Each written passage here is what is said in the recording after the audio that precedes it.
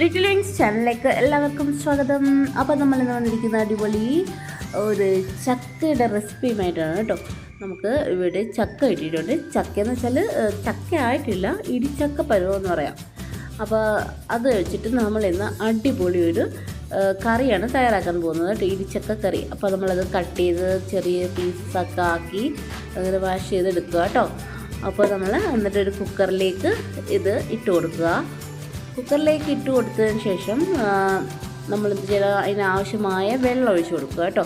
ഇതിൻ്റെ നമ്മൾ കൂഞ്ച് അതെല്ലാം എടുക്കുന്നുണ്ട്, കുരുവ് അതെല്ലാം നമ്മൾ എടുക്കുന്നുണ്ട്. ഇടിച്ചക്ക നമ്മൾ തോരൻ വെക്കത്തില്ല, അതേമാതിരി ഇതൊരു കറിയാണ് കേട്ടോ. ഇതിലേക്ക് നമുക്ക് കുറച്ച് മഞ്ഞൾപ്പൊടിയും കുറച്ച് ഇഞ്ചി വെളുത്തുള്ളിയും ചതച്ചും കൂടി ചേർത്ത് കൊടുക്കാം.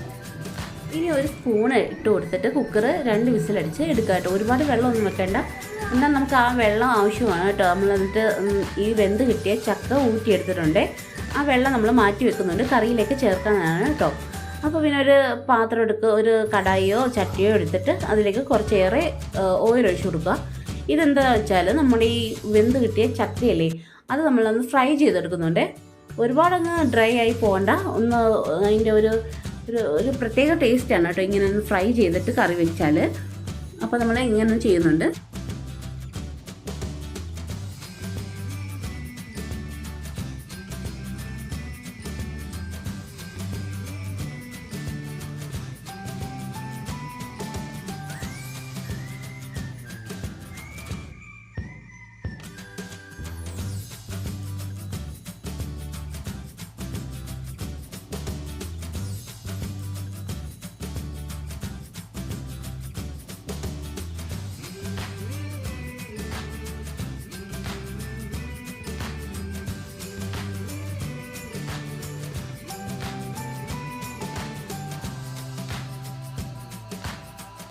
അപ്പോൾ എല്ലാം ഫ്രൈ ആക്കി എടുത്തിട്ടുണ്ട്. നമുക്ക് ഇനി ഇതിലേക്ക് കുറച്ച് മസാലയൊക്കെ ചേർത്ത് കൊടുക്കാം.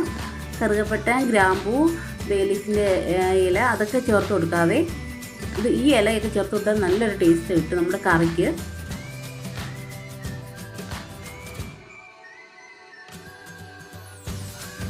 ഇനി ഇതിലേക്ക് നമ്മൾ അല്പം ഉള്ളി ചേർത്ത് കൊടുക്കുന്നുണ്ട് കേട്ടോ. ഉള്ളി എടുത്ത പുറമേ നമ്മൾ അതിൻ്റെ കൂടെ തന്നെ നമ്മൾ ഇഞ്ചിയും വെളുത്തുള്ളിയും കൂടി ചേർത്ത് കൊടുക്കുന്നുണ്ട്. ഈ ഉള്ളി ഇട്ട് കൊടുക്കുന്നത് ഇഞ്ചിയും വെളുത്തുള്ളിയും അടുക്കി പിടിക്കാതിരിക്കാനായിട്ടാണ് കേട്ടോ. ഒരല്പം ഉള്ളി ചേർത്ത് കൊടുക്കുന്നത് ആദ്യം തന്നെ.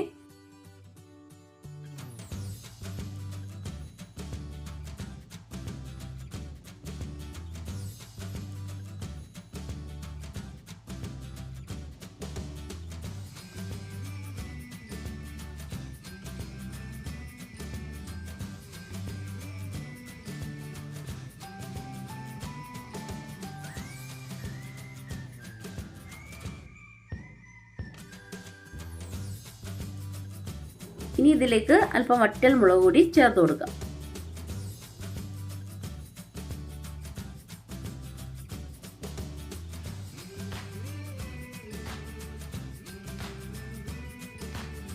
ഇനി ഇതിലേക്ക് നമ്മുടെ പച്ചമുളക് കൂടി ചേർത്ത് കൊടുക്കാവേ.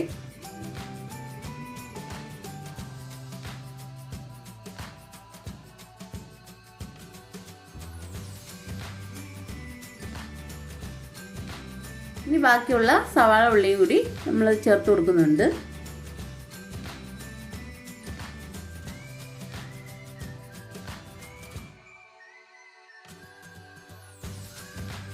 ഇനി ഇതിലേക്ക് ആവശ്യമായ ഉപ്പ് ഇപ്പം ചേർത്ത് കൊടുക്കുക കേട്ടോ.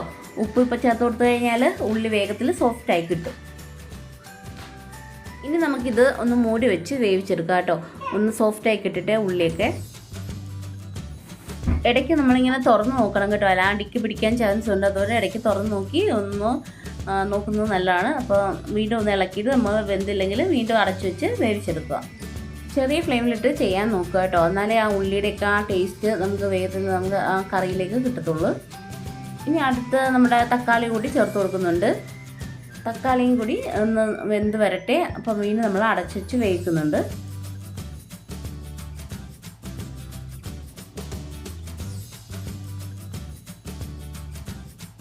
അപ്പോൾ നമ്മുടെ ഉള്ളിയും തക്കാളിയും എല്ലാം നല്ല സോഫ്റ്റായി കിട്ടിയിട്ടുണ്ട്. ഇതിലേക്ക് നമുക്ക് കുറച്ച് മീറ്റ് മസാല ചേർത്ത് കൊടുക്കാവേ. ഒരു 2 സ്പൂണ് അളവിൽ ചേർത്ത് കൊടുക്കാം.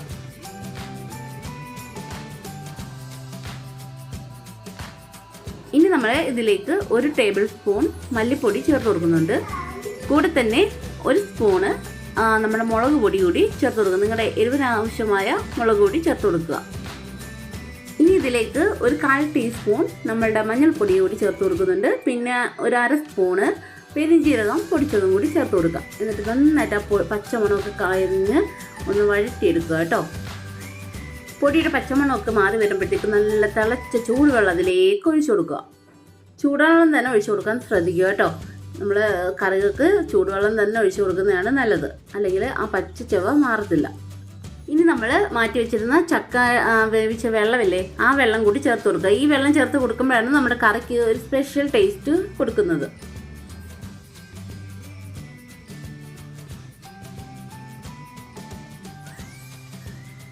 ഇനി ഉപ്പിൻ്റെ പാകമൊക്കെ നോക്കുക കേട്ടോ. എനിക്ക് അല്പം കൂടി ഉപ്പ് വേണമായിരുന്നു, അതുകൊണ്ട് ഞാൻ കുറച്ചുകൂടി ചേർത്ത് കൊടുക്കുന്നുണ്ട്. ഇനി ഒരു അടപ്പ് വെച്ചിട്ട് നമുക്കിത് തിളച്ച് വരുന്നിടം വരെ വെയിറ്റ് ചെയ്യാം.